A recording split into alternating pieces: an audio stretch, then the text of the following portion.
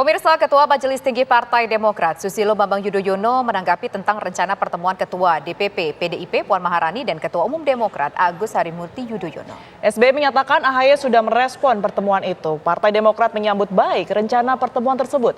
SBY meminta masyarakat menunggu kapan pertemuan tersebut. Yang saya tahu, karena saya tidak menangani langsung sekarang ini, yang saya tahu AHY selaku pemimpin Partai Demokrat merespon ajakan dari Pak Puan untuk PDIP untuk melakukan pertemuan dan berbincang-bincang. Partai Demokrat selalu berpendapat pertemuan yang berangkat dari niat baik, tujuan yang baik, membahas masalah-masalah bangsa tentu ada gunanya. Jadi itu yang dapat saya sampaikan sekarang. Ikuti saja perkembangannya nanti. Yang jelas pertemuan niat baik dari manapun, siapa dengan siapa selalu membawa kebaikan. Terima kasih. Menanggapi rencana pertemuan Puan Maharani dan AHY, Muhammad Effendi Khoiri atau Gus Coy mengungkapkan jika pertemuan dari Ketua DPP PDIP dan Ketua Umum Partai Demokrat AHY merupakan bagian dari menjalin komunikasi politik dan tidak akan menggoyahkan kesepakatan yang sudah dibangun. Nasdem, Demokrat, PKS hubungannya solid, mesra, nggak ada masalah apa-apa. Adapun Mas AHY diundang, Bu Mega diundang, siapa? Mbak Puan diundang, yang lain itu bagus semua, komunikasi itu bagus. Dan kita bersyukur ya Mas Vicky ya, selama ini di sana itu kan seolah-olah Bu Mega sama Pak SBY kan selama ini gitu kan. Terus sekarang Mas AHY diundang, kita bersyukur alhamdulillah, berarti mereka ngajak rekonsiliasi itu bagus. Betul Mas Fikri? Saya yakin, seyakin-yakinnya keimanan, ketakwaan Mas AHY dan seluruh Demokrat itu tidak goyah. Ditawari apapun tidak goyah, akan tetap mendukung Mas Anies Baswedan. Jadi jangan ragu. Betul Mas Fikri? Jadi yang jawab sampai apa saya? Ya, kami akan lanjutkan perbincangan kami pemirsa dengan Bang Hanta Yuda, kemudian juga Bang Herzaki, Bang Andreas. Saya terakhir tadi ke Bang Hanta Yuda. Bang, untuk melihat fenomena antara PDI Perjuangan dan juga Demokrat yang rencananya entah kapan ini nanti akan diinformasikan akan ada pertemuan dari Ketua DPP. Fenomena apa yang bisa dibaca dari ini?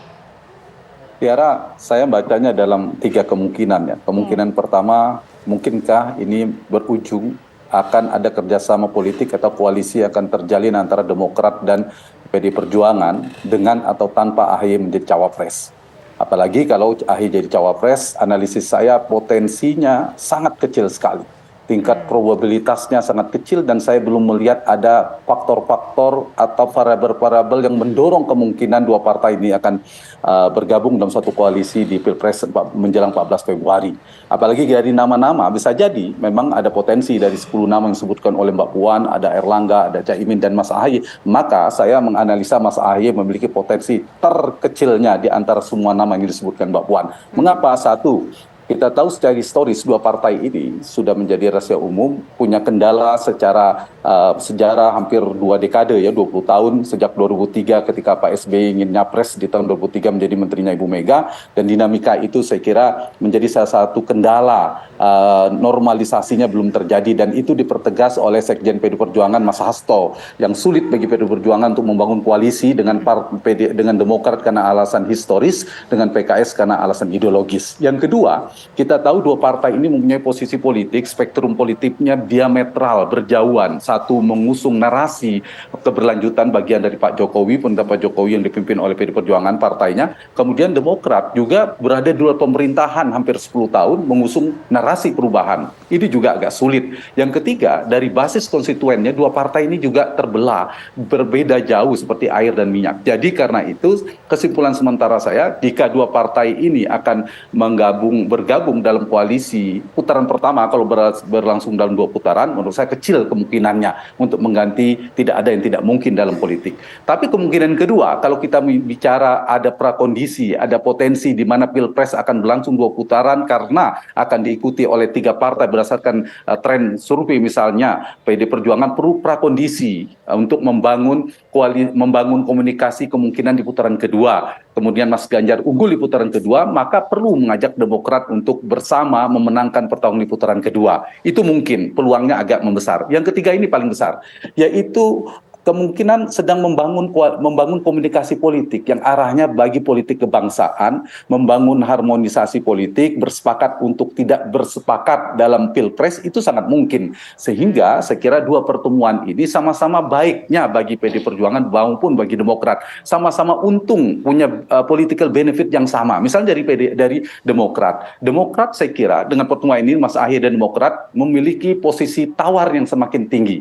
Karena posisi tawarnya makin tinggi, maka bisa jadi daya tekan politiknya di internal koalisi bersama Nasdem dan PKS juga semakin kuat untuk menjadikan AHY sebagai cawapres. Bagaimana misalnya pesan dikirimkan, kok di dalam saja tidak pertimbangkan Mas AHY, dia tidak dipertimbangkan, di luar saja oleh Mbak Puan dipertimbangkan sebagai cawapres. Karena itu ada 2 kemungkinan, akan mengganggu soliditas di internal koalisi atau sebaliknya akan mempercepat keterpaksaan, sengaja terpaksa atau tidak, nanti di koalisi 3 partai perubahan itu akan mempercepat deklarasi. Kalau bisa jadi mengamankan daripada tidak bisa maju, maka dideklarasikan Anies AHY lebih awal supaya Demokrat tidak pergi ke seberang misalnya. Itu posisi ini menguntungkan Partai Demokrat tentunya. Yang kedua, meskipun ada opsi ini seperti Mas Andi Arief ya sudah mengatakan kalau tidak segera dideklarasikan Anies Baswedan, kami membuka opsi lain. Opsi lain ini bagi Partai Demokrat tentu kalau Mas AHY menjadi cawapres ada opsi terbaik di koalisi manapun. Tapi kalau ternyata Mas AHY tidak menjadi cawapres di 3 antara koalisi itu, menurut saya opsinya juga tidak banyak. Kalau dari urutan irisan konstituennya nomor 1 memang bersama Anies Baswedan sejak awal mengusung perubahan. Peluang kedua punya irisan dengan Prabowo Subianto, itu masih lumayan punya irisan dan pernah bersama. Yang terakhir ada bersama Mas Ganjar dan PD Perjuangan. Maksud saya adalah kalau ternyata Mas AHY bukan menjadi cawapres, maka juga tidak menguntungkan secara politik bergabung bersama PD Perjuangan karena basis konstituennya berbeda, bisa menimbulkan antipati pemilih Demokrat itu mengalami penurunan kalau ternyata bergabung bersama PD Perjuangan. Sama halnya kalau kita balik ternyata PD Perjuangan mencapreskan mendukung Anies Baswedan, ada ketidaksetujuan atau kekecewaan dari pendukung PDIP. Begitu juga dengan Partai Demokrat. Kecuali kalau Mas AHY menjadi cawapres. Itu dari sisi Demokrat. Sama sebenarnya dari sisi PD Perjuangan juga punya keuntungan politik, Bang Andreas, pasti. Ini positif ya. Orang punya kesan PD Perjuangan selama ini dianggap kaku, misalnya agak eksklusif. Sekarang partai yang inklusif, membangun komunikasi ke semuanya. Dan ini membangun simpati. Yang kedua, bisa mengambil simpati publik, simpati pemilih Demokrat bahkan untuk antisipasi. Dan yang ketiga, prakondisi kalau kemudian masuk putaran kedua, PD Perjuangan sudah lebih awal membangun komunikasi dengan Partai Demokrat. Oke, baik. Sekarang kita ingin mendengar suara dari PDIP. Bang Andreas, adakah dari beberapa kemungkinan tersebut memang benar ada di dalam benak PDIP?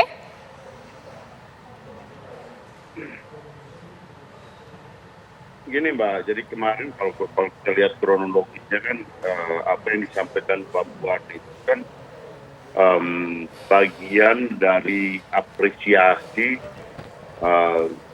apresiasi Mbak Puan, PDI Perjuangan terhadap respon publik, respon publik terhadap Mas AHY gitu. Dari kita lihat di sini kan Mas AHY ini kan dengan kemampuannya dia bisa menjaga mengawal partainya dan kemudian dia juga